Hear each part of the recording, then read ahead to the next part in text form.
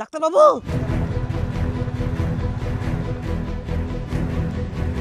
Doctor বাবু। কি হয়েছে?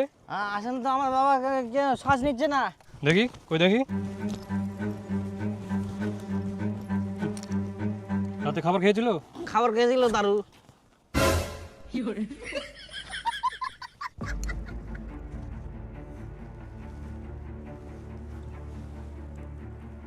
এটা দিয়ে গান শোনা যাচ্ছে।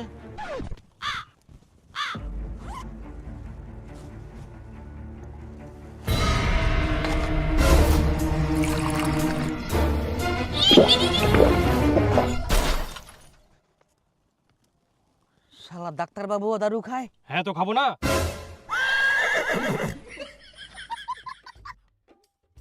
দারু ছাড়া কেউ কিছু বুঝিনি। এটা না হলে কি খাবো? এটা তো জাতীয় খাবার। ডাক্তার বাবু, আমার বাবাকে দেখুন না আগে। আমার বাবার জ্ঞান কেন ফিরছে না? বয়স কত? 35।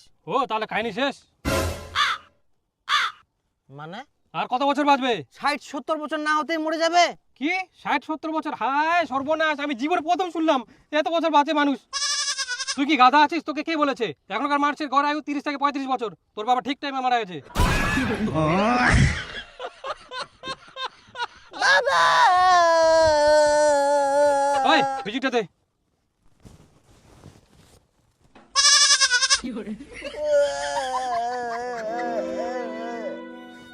দারু খাই, বড় স্বপ্নটাও ভাঙি গেল। দারু খামো ভাবি নাকি? দে।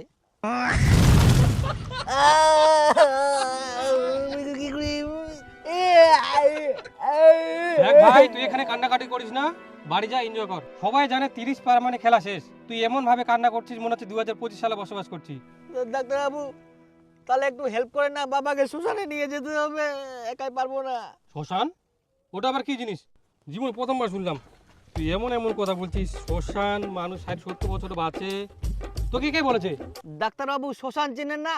মানুষগুলোকে যেখানে পুরায়। তুই কোন জায়গার মানুষ রে? এটা 2050 সাল। লাশটাকে এখানে ফেলে রেখে চলে যা, পৌরসভার লোক নিয়ে চলে যাবে। বাড়ি যা।